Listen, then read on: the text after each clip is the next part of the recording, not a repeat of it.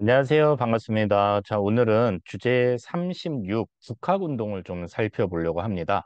자, 여러분, 지금 우리가 20년대 국내 저항을 넘어서 3, 40년대 이제 국내 국학운동으로 넘어왔는데, 자, 이 시기는 어떤 시기냐? 우리나라 사람들의 이 색채를 빼려고 했던 시기다. 민족을 말살하려고 했던 시기다. 따라서 이 시기에는 우리나라스러운 것을 잘 지키는 것 자체가 독립운동이 될 수 있는 그런 시기였다라는 얘기예요. 자, 국학, 우리나라스러운 학문 어떤 게 있죠? 두 가지가 있죠. 바로 국어, 그다음에 국사, 우리말, 그다음에 우리 역사. 이 두 가지를 연구하는 모습, 연구하는 경향을 오늘 한번 정리를 해보려고 합니다.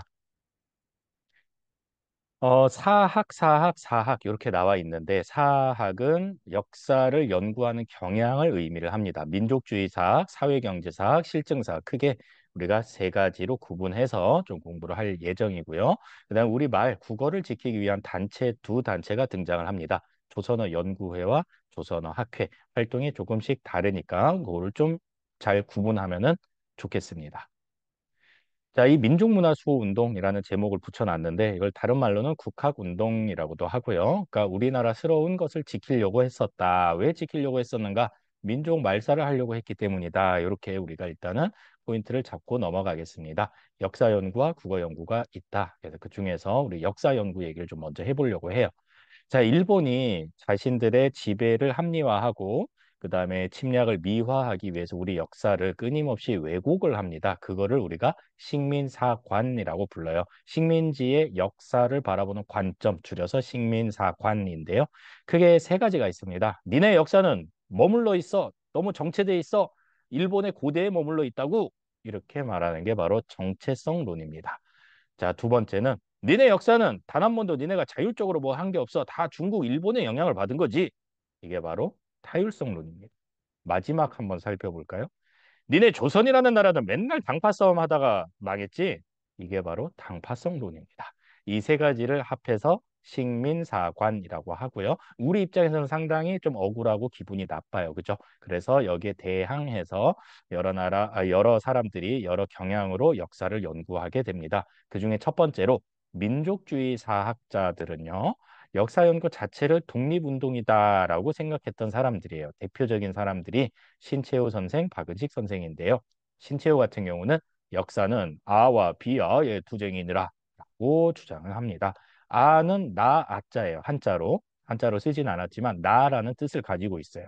그다음에 비아는 나 아닌 것 이런 뜻이거든요. 그러니까 역사라는 것은 나와 아닌 것이 서로 투쟁하는 그런 역사다. 네, 투쟁으로서 역사를 바라봤다라는 거고 독사신론이라는 그런 사설을 신문에 연재를 하기도 했었고요. 그다음에 조선상고사, 조선사 연구초라는 책을 펴내기도 했습니다. 대한민국 임시정부 2대 대통령이기도 한 박은식 선생은요. 나라는 형이고 역사는 혼이다 라고 주장을 했습니다. 나라는 형이랍니다. 형, 브라더를 얘기하는 건 아니고요. 형체, 모양을 얘기를 하는 거예요. 밖으로 드러나는 거. 그다음에 혼, 역사는 혼이라 그랬죠. 이거는 soul이라고 보면 되겠습니다. 우리는 비록 형체는 이렇지만, 즉 나라는 이렇지만 soul, 혼을 잘 간직하고 있으면, 즉 역사를 잘 간직하고 있으면은 나라라는 형체는 언제든지 되찾을 수 있다라고 주장을 했던 거죠. 한국 통사, 그다음에 한국 독립운동지 혈사라는 유명한 책을 또 쓰기도 했습니다. 자, 두 번째로 사회경제학이 있는데요. 이들은 역사란 곧 과학이다라고 주장을 했던 사람들이에요. 과학은 어떤 특징이 있죠? 동일한 환경에서는 동일한 결과가 나오죠. 왜 그러냐면은 자연에는 법칙이 존재하기 때문이죠. 마찬가지로 역사에도 법칙이 존재한다라고 생각을 했던 사람들이 사회경제 사학자들이에요. 그중에 대표적인 한 사람만 살펴볼 거예요. 바로 백남운이라는 사람인데요. 이 사람은 마르크스의 유물사관을 받아들여요. 마르크스는 또 누구냐? 아주 유명한 사람인데 여러분도 들어보지 않았을까요? 그렇죠. 공산당 선언을 쓴 공산주의의 창시자라고 볼 수 있겠습니다. 이 사람은 역사의 발전 단계를 어떻게 봤냐면요. 이렇게 봤어요. 고대는 노예제 사회였다. 이렇게 생각을 했고요. 그 다음에 조금 더 발달해서 중세는 농노 사회다. 이렇게 이제 얘기를 했고요. 그다음에 3단계. 3단계는 이제 근대죠. 근대는 자본주의 사회다. 이렇게 생각을 했고요. 마지막 네 번째 단계는 공산주의 사회다. 이렇게 이제 생각을 했던 거예요. 이렇게 단계별로 생산 수단이 변화하게 되고 생산 주체가 달라지게 된다. 모든 세상의 모든 나라들은 이러한 법칙에 따라서 역사가 발전한다라는 주장이 마르크스의 유물사관이에요. 이거를 받아들인 거예요. 받아들였다는 것은 세계사의 보편적인 법칙이 우리나라에도 있다라고 주장을 하기 위한 것이었어요. 이러한 주장이 조선 사회경제사라는 책에 나와 있는데 한번 잘 생각해 보세요. 음, 우리나라도 멈춰져 있지 않고 세계사의 보편적인 법칙에 따라서 발전하고 있어요라고 주장을 한 거잖아요. 이걸로 일제 식민사관 중에 정체성론을 비판을 할 수 있게 된 겁니다. 정체성론이 뭐였죠? 니네 조선 역사는 우리 일본 고대에 머물러 있어, 멈춰져 있어. 그랬더니 백남원이 아니야. 법칙에 따라서 우리도 발전하고 있어. 이렇게 이제 반박을 했었다라는 얘기입니다. 마지막으로 실증사학자들은요, 역사란 곧 사실만 서술해야 된다라고 생각을 했던 사람들이에요. 이병도, 손진태 같은 사람들이 이제 진단학회를 이제 결성을 하고 역사 연구를 해 나가기도 해요. 이들의 공통점은 랑케 사학의 영향을 받았다라는 얘기인데, 여러분 랑케는 독일의 유명한 역사학자이기도 해요. 그렇죠? 객관적 연구를 강조를 했었고요. 문헌 고증을 중시합니다. 문헌은 문서들을 얘기해요. 책과 문서. 고증은 생각하고 따져본다 이런 뜻인데 증거를 찾기 위한 연구 방향이라고 생각을 하면 됩니다. 자, 그래서 실증사학은 이미지를 이렇게 갖고 가면 돼요. 사실만 연구하려고 했구나. 사실이 뭐지? 주관적이지 않고 객관적인 거구나. 객관성을 유지하기 위해서는 그치. 자료를 가지고 증거를 찾아야 돼. 그게 바로 문헌 고증이라는 이야기입니다. 말이 좀 어려운데 그냥 이렇게 좀 이미지를 좀 이렇게 기억을 하면 좋을 것 같아요. 민족사학은 역사 연구가 독립운동이다. 이게 민족을 강조했던 그런 경향, 사회경제사학은 법칙 강조했었고요. 실증사학은 사실 객관적 연구를 강조했었다. 이렇게 우리가 정리를 할 수 있겠습니다.